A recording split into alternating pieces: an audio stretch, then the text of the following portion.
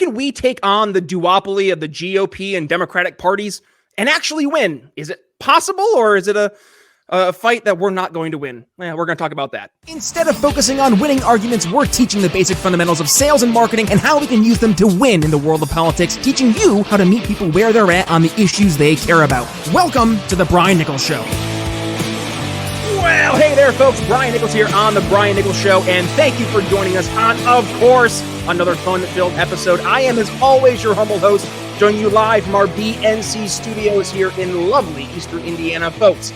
The recession is right around the corner, and it is time for you to revamp your sales and messaging strategies. If you haven't, I promise your competitors have. So make sure you get some expert help from yours truly. Email me at brian@briannicholsconsulting.com. All right, let's go towards the topic of conversation today, and that is, well, how do we take on the traditional duopoly, that is the GOP and the Democratic parties, respectively? And this question is being raised time and again. It's been one of the topics we've talked about here on the Brian Nichols Show for many years. And that is because over 50% of Americans say not only do they not want the respective GOP and Democratic parties leading our political discourse, but they actually want a third party. Well, the libertarian parties out there, they definitely are the largest of those third parties, yet have not had any real national/federal success. So what can we do? What can we actually implement from a strategy standpoint or a political party standpoint to get a different political party into office? To talk about that today, returning to the Brian Nichols Show, William F. Buckley O'Reilly Jr. Bill, welcome back to the Brian Nichols Show. How are you, Brian? Doing good. I gotta say, first, hats off to you. You have really built something here. I mean, what episode is this now? Oh goodness, 724, I believe. I mean, it's incredible. There's so many shows begin and then go flame right out. You're like steady Eddie. You've really built something. Well, you were one of the original folks joining us, like in the pre-episode 50s, I think. I didn't know that. It was in the 1950s. Yeah. Yeah.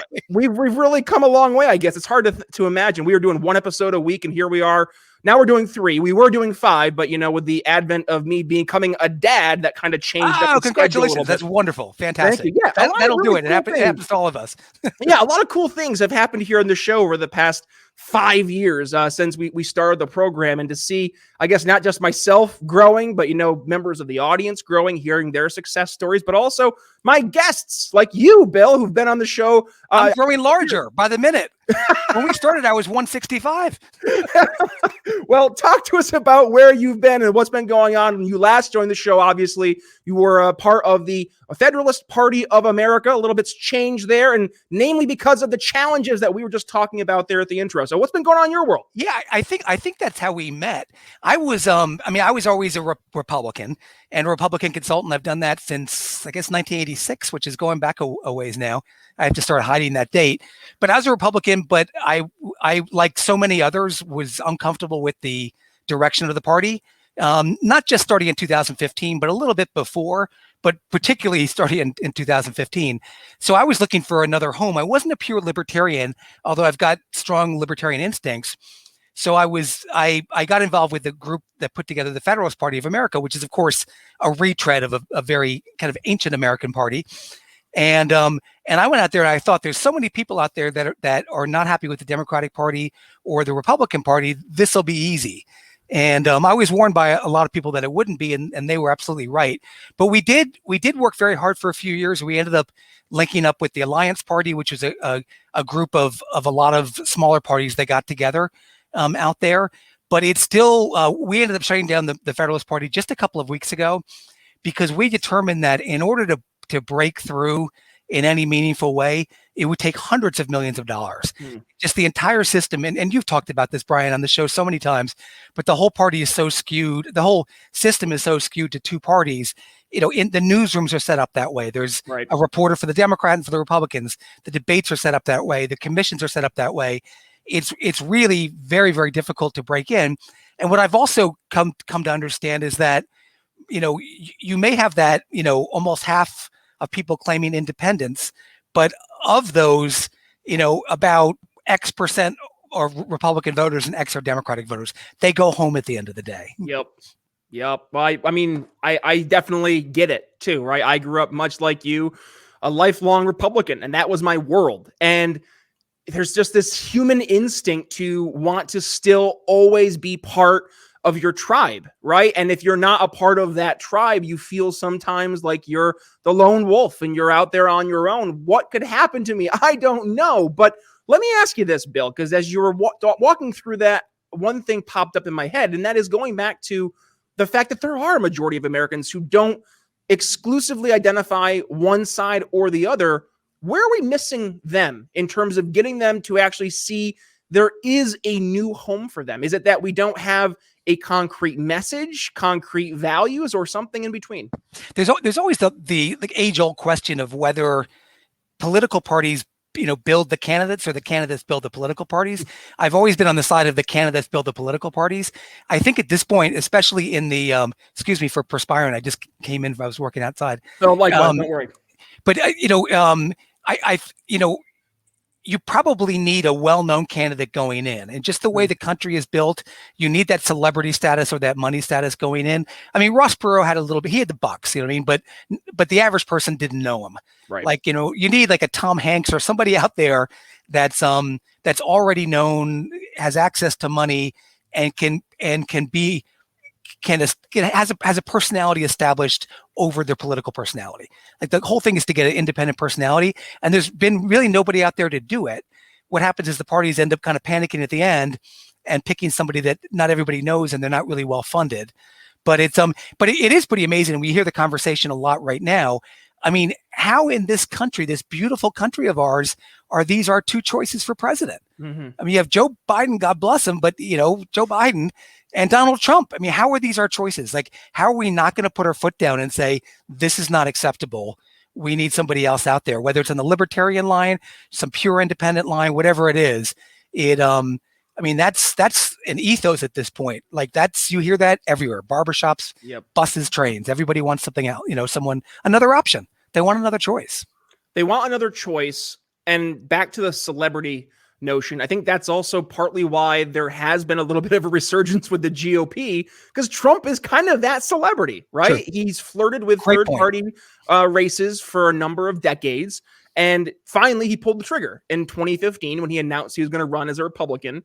And he wasn't even polling, in the double digits there until the first debate, where he just absolutely went in like a bull in a china shop, did not hold back anything, making fun of Rand Paul's hair and being short and all the way down. Then really South Carolina was when Trump officially became the front runner, because he stood there on stage in South Carolina, which, I'm not trying to make fun of anybody in particular, but that's that kind of neocon headquarters. Exactly. And he looked at George Bush's brother and Jeb Bush on stage and said, "Your brother lied us into the war in Iraq." And he said that not just to Jeb Bush's face, but in front of a very, very pro Jeb Bush audience.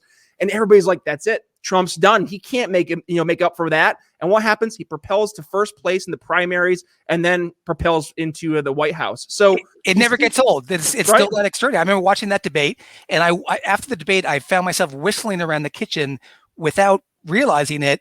One of these things is not like the other. I was whistling that because it was like, you have all these competent candidates, and then you got Donald Trump, who we know very well in New York. I mean, he's our tabloid fodder and has been since the 80s.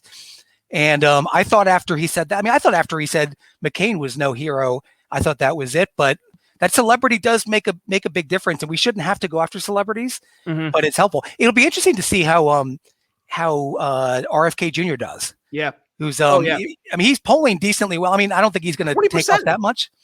He's like 20%, right? Yeah. Yeah. I'd seen one at 24, and he's been around a long time too. He's got that name, and you never know. I mean, it could be a factor. It doesn't mean he has to win, but it could be a factor in things. Yep. And but you do get the sense that if Trump is the Republican and Biden's the Democrat, and that's no assurance, anything can happen between now and then. But we said this 4 years ago, but maybe this time it'll be enough that someone steps forward.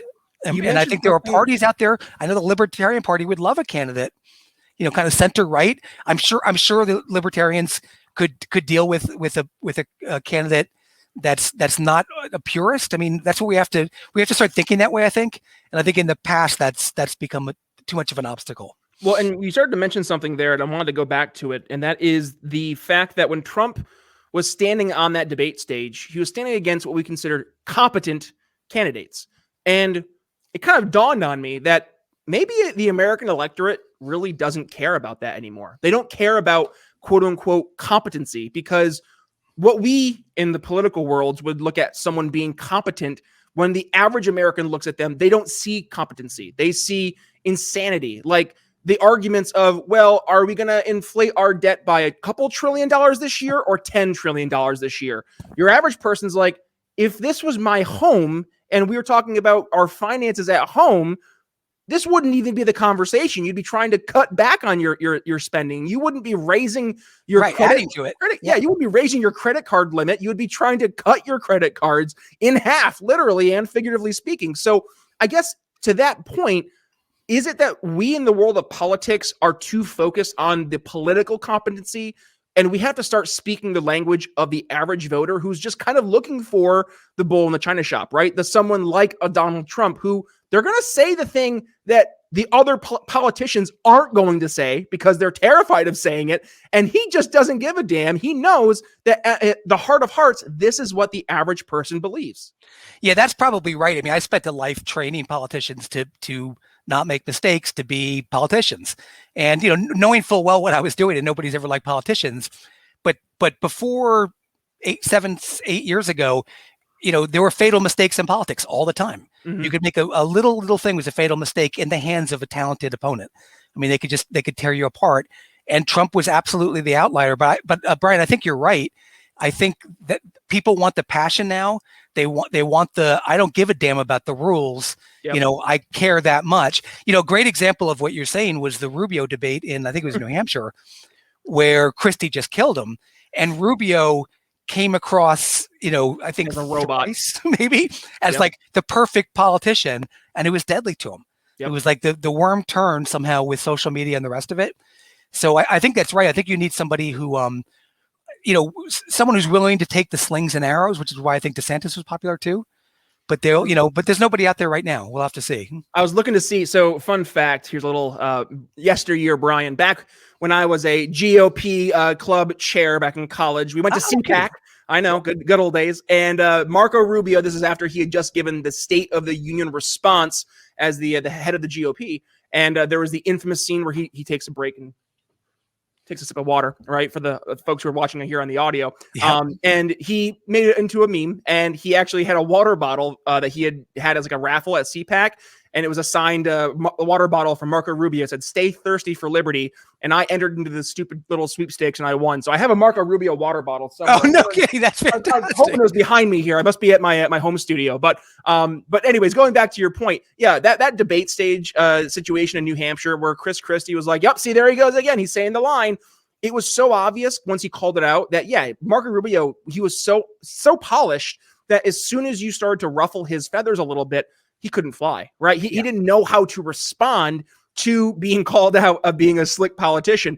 And I think that's something about the Trump effect. And this is something I think we're going to look at 10, 20, 30 years down the road, looking at how Trump was able to go from business tycoon to president of the United States in a matter of 2 years. The fact that he was able to do so speaks more from his political acumen of speaking to your voter, not yes. from the lens of a politician, but from the lens of a salesman, or through the lens of a business person, or dare I say the lens through a stand-up comedian. I mean, you look at any Trump rallies and they're a stand-up comedy bit. No, right? he's hilarious. I mean, he's definitely a funny guy. Did you catch a CNN town hall last night? No, I couldn't watch it, but I saw the coverage of it. And it's but you make sense. I was just go ahead. You were going to make a point. I was just going to say. I mean, that's what it was last night, right? It was him on stage. Anytime Caitlin Collins would ask a question, you'd be like, "Oh wow, you're a nasty woman." Like just roasting Caitlin Collins on stage, and the audience ate it up. Bill. And they ate it up now. Yeah, I think that's like, you know, we could talk, you know, for a long time about it, but I think, you know, Trump calls BS on things, and he calls BS on things that aren't always BS, and that's, you know, but. Because of the, I think because institutions in the country have let us down so greatly over the last 30, 40 years, that the country was primed not to believe anybody anymore. And that's the thing that worries me the most. I worry about it with AI coming, that nobody can agree on the same history. I mean, we're getting into really dangerous ground moving forward historically. But you're right about Trump. He can call BS on anything. and there's a very large segment of the population that will agree with him, or they don't care. Yeah. They don't care if it's true or not. They just want to say BS, like shut up. You know what I mean?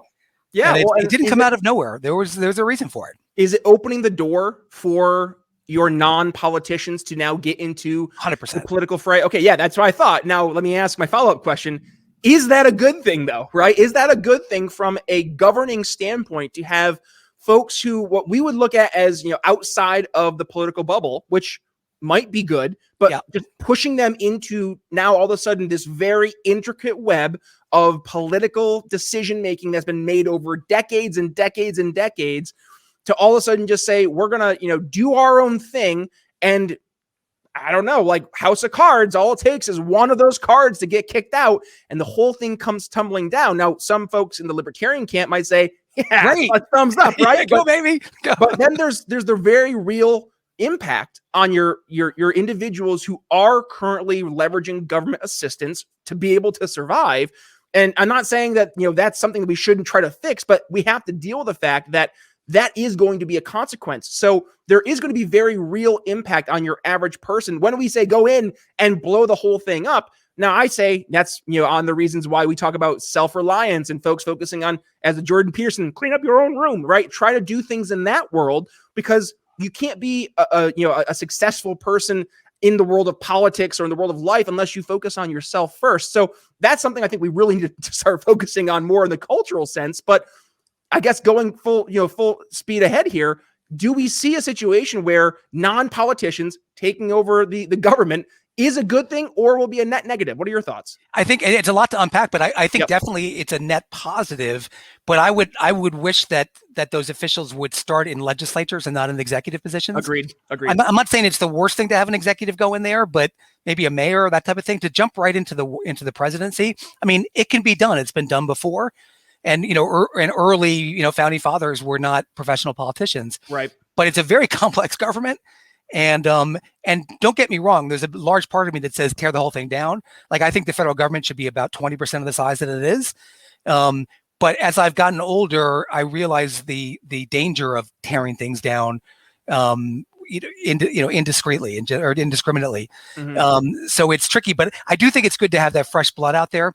One thing I forgot to mention before, which I was going to try and do with the Federalist Party, which is, I think, in order to grow in the country, third parties need to start at the smallest level.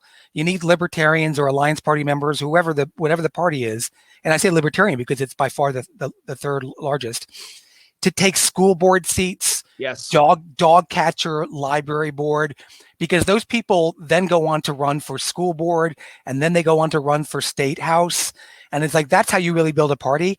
But we always tend to go for the big races because they're sexy, and everybody watches them. But I do hope more regular people get involved, and I think they're going to have to. It's funny. I wrote a draft op-ed for the party about 4 years ago, an open op-ed to Tom Hanks saying, everybody loves you for a million different reasons. You've played so many of our heroes. Get out there and go for the presidency. You know what I mean? And we ended up never sending it in.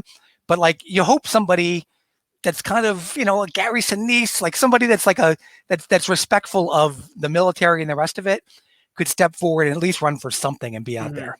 Vince Vaughn, right? Like Vince Vaughn was hilarious. Yeah. He was cheering Ron Paul when Ron Paul was like actually. I didn't know that. Yeah, putting a thorn in the side of folks. So he was a very big Ron Paul supporter. You got Woody Harrelson out there talking to Bill Maher, explaining why he's an anarchist. And it's like, wow, there are people in Hollywood, and again, I don't want to necessarily look only towards Hollywood, but unfortunately, a lot of American the celebrity mentality, it sticks to the Hollywood folks more prominently.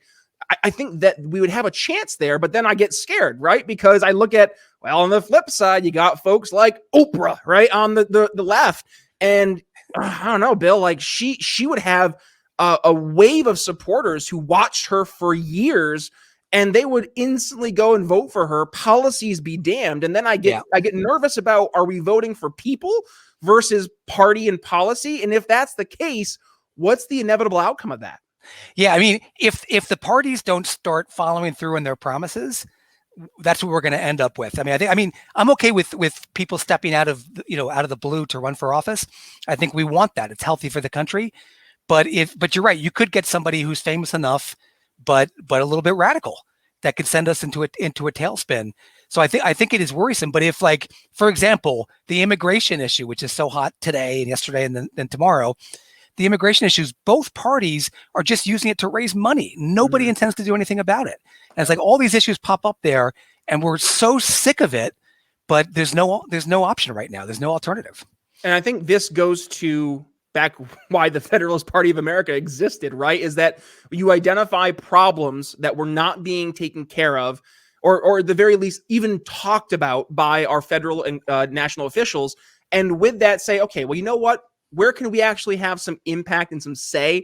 Let's go to the state level. Let's go to the local level. Let's have an impact there. Right? That was the Federalist Party. The entire platform for the Federalist Party was localize everything. The motto was local is better. We went between that and love your neighbor. You know what I mean? Like, take care of things at the local level, start to claw back, you know, the things in the Constitution that got perverted over the years. The Commerce Clause in the 1930s, like, the federal government just exploded in size, and they now they own us. If you take a federal grant, or a state takes a federal grant, or a municipality, that fine print, like, it ties you up to an incredible extent. So the idea of the Federalist Party was to demand that everything get dealt with or adjudicated at the lowest level of government possible. And that was the idea. And I still think, and by the way, there's support for that on the left and the right. Yeah. There's the communitarians on the left and some of the, you know, the Federalists are really anti-Federalists on the right. Yep. What do you think about national divorce? I'm curious. I've had Daniel Miller on the show from the Texas National Movement, and he's gone through. He's done his case as to debunking myths about national divorce. But it just seems like maybe this is kind of in the same spirit a little bit of what you guys were promoting at the Federalist Party of America. What are your thoughts there? Yeah, I kind of fear it would be catastrophic, to be honest. I don't follow it that much, and I roll my eyes a little bit at it because it would take so much to do that. But I understand why people want it, even within states. Within, you know, California, you have separatist movements. In New York State, part of upstate wants to secede from downstate. It's not that uncommon. I just think with the debt that we have collectively, with military issues and the rest of it, I don't think it's the direction to go into. But I understand why people want it. You know, I mean, it's obvious why people want to break free of this government. It's too big. Yep. It's too big. It's too overbearing, and it's getting worse by the day. So if they don't do something, these are conversations we're going to be having for real. Yep. Well, and we are kind of starting to have them for real. We're having for real now. Yeah. I was talking to Daniel Miller here, as I mentioned, from the Texas National Movement. Now, actually, folks, I'll include that episode here. If you're joining us on YouTube, it'll pop up like right about here when we wrap things up. But I was talking to Daniel, and we were talking about, where is this actually something's happening, right? Is this just talk, or is this actually something Texas is focusing on? And he's like, oh no, we are 100% focused on this. We've been doing this for 20 years. And what we're actually seeing is now Texas is going to be bringing us to a vote here as we get towards November, where this is on the actual vote for the Texas citizens to as a referendum to say, we're going to get out of the United States of America. And if that moves forward, right, that changes the conversation from, is this just a hypothetical pie in the sky, all of a sudden to, oh my, this is actually happening. So, as we go towards our final thoughts today, and I'll kick things off if you're cool with it, Bill. Yeah. I think this is partly the result and the impact of a political class who they put themselves in their bubble, right? And we talk about this in the world of sales. You have to get comfortable with being uncomfortable. That means getting outside of that comfort zone, getting out of your own bubble, and trying to explore different options. The problem when we look at the political elite in Washington, D.C., and those who support a lot of their policies and the way that we basically do things, is that they have so isolated themselves and so reinforced that bubble that alternative means of thinking get completely pushed out and ignored, up to the point that resentment just builds and builds like a pressure cooker, only up to the point that it finally explodes. And I don't want to see the pressure cooker explode.